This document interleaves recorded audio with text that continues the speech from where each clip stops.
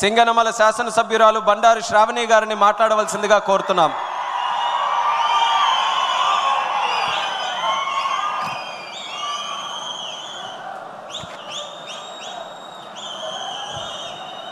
వేదికను అలంకరించిన పెద్దలు, పూజ్యులు, తెలుగుదేశం పార్టీ అధినేత, మన ప్రియతమ నాయకులు, రాష్ట్ర ముఖ్యమంత్రి వర్యులు శ్రీ నారా చంద్రబాబు నాయుడు గారికి, మన యువనేత కార్యకర్తల కోసం నిరంతరం శ్రమిస్తున్న మంత్రివర్యులు నారా లోకేష్ అన్న గారికి, అలాగే వేదిక మీద ఉన్న పెద్దలు, వేదిక ముందు ఉన్న తెలుగుదేశం పార్టీ కుటుంబ సభ్యులు అందరికీ కూడా నమస్కారాలు తెలియజేస్తా ఉన్నాను. ఈరోజు ఇంతటి గొప్ప మహానాడు వేదికలో ఎస్సీ సంక్షేమం గురించి మాట్లాడడం నా అదృష్టంగా భావిస్తా ఉన్నాను.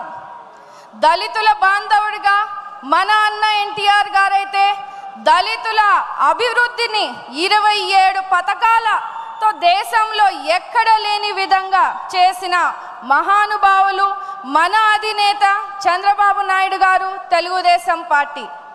ప్రతి దళిత వాడలో కూడా సిమెంట్ రోడ్స్ వేసి మంచినీటి వసతులు కల్పించిన మన యువనేత, మన అన్న నారా లోకేష్ అన్న గారు, తెలుగుదేశం పార్టీ. భూమి లేని నిరుపేదలైన దళితులకు భూమి కొనుగోలు చేసి రైతులుగా మార్చి సమాజంలో గౌరవం కలిగించిన మన తెలుగుదేశం పార్టీ.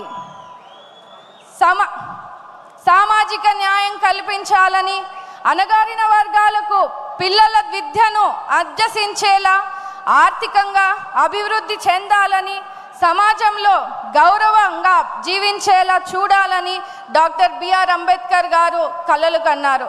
ఆ మహనీయుడి ఆశయాలను మన అన్న ఎన్టీఆర్ గారు, నేడు అధినేత శ్రీ నారా చంద్రబాబు నాయుడు గారు ఆచరణలో పెట్టి ఈరోజు చూపిస్తున్నారు. దళిత వర్గాలు అన్ని రంగాల్లో అభివృద్ధి చెందాలని, వారి అభివృద్ధికి మునిపెన్నడు లేని విధంగా చంద్రబాబు నాయుడు గారి పాలనలో సబ్ ప్లాన్ రూపంలో మనకి 40,000 కోట్ల వ్యయం చేశారు. ఎస్సీలకు అనేక అభివృద్ధి సంక్షేమ కార్యక్రమాలు చేపట్టడం జరిగింది. అంటరాని తరం నిర్మూలనకు జస్టిస్ పున్నయ్య కమిషన్ ద్వారా 42 సిఫార్సులు అమలు చేశారు. ఎస్సీ రిజర్వేషన్లు 14 నుంచి 15% వరకు పెంచాం. బెస్ట్ అవైలబుల్ స్కూల్స్ని ఏర్పాటు చేశాం.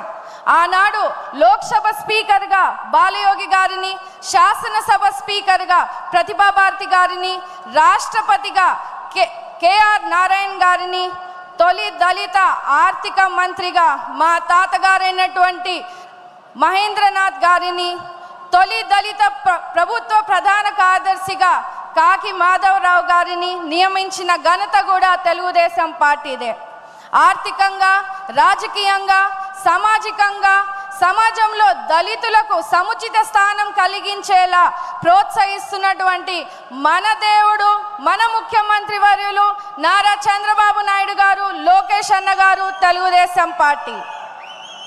అంతేకాకుండా విదేశీ విద్య పథకం ద్వారా వందలాది దళిత బిడ్డలకు ఆర్థిక సాయం చేశాం. దళిత యువతకు 40,000 రూపాయలు పెళ్లి కానుక ఇచ్చాం. ప్రతి దళిత వాడలో 1,000 కోట్ల రూపాయల సీసీ రోడ్లను వేశాం. ఇన్ని మంచి పనులు, ఇన్ని మంచి స్కీమ్స్ని మన దళితులకి అభివృద్ధి చెందేలా చేస్తే జగన్మోహన్ రెడ్డి గారు అధికారంలోకి వచ్చాక ఇవన్నిటిని కూడా నిర్వీర్యం చేశారు. దళితులకు సంబంధించిన 27 పథకాలు రద్దు చేశారు. 28,000 కోట్ల సబ్లాన్ నిధులను దారి మళ్లింపు చేశారు. ఎస్సీ కార్పొరేషన్లు నిర్వీర్యం చేశారు. వైసీపీ పాలనలో దళితులపై దాడులు, దౌర్జన్యాలు పెరిగాయని స్వయంగా రాజ్యసభలో కేంద్రం వెల్లడించింది. అందుకే రాష్ట్రంలో ఉన్న అన్ని దళితులందరూ కూడా ఒక్క మాటగా చంద్రబాబు నాయుడు గారిని మళ్ళీ ఈరోజు ముఖ్యమంత్రి చేసుకున్నారు. దానికి మీరందరూ కూడా కృషి చేసినందుకు రాష్ట్రంలో ఉన్న ప్రతి తెలుగుదేశం కార్యకర్తకు, ప్రజలకు ఈ వేదిక మీద నుంచి కూడా ధన్యవాదాలు తెలియజేస్తా ఉన్నాను.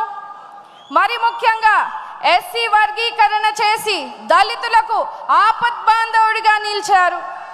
ఈ బడ్జెట్లో కూడా 20,000 కోట్ల రూపాయలు కేటాయించి దళితుల అభివృద్ధికి కృషికి చంద్రబాబు నాయుడు గారు తెలుగుదేశం పార్టీ చేస్తున్నటువంటి పనులకు దళిత జాతి తరఫున అభినందనలు తెలియజేస్తున్నాను సార్.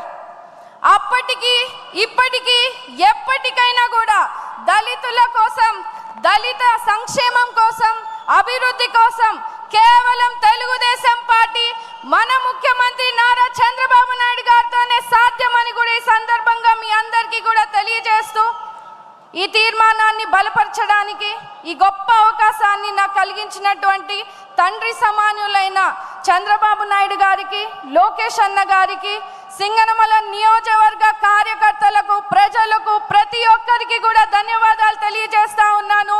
జోహార్ అన్న ఎన్టీఆర్, జై తెలుగుదేశం, చంద్రబాబు నాయుడు గారి నాయకత్వం, లోకేష్ అన్న గారి నాయకత్వం, జై భీమ్.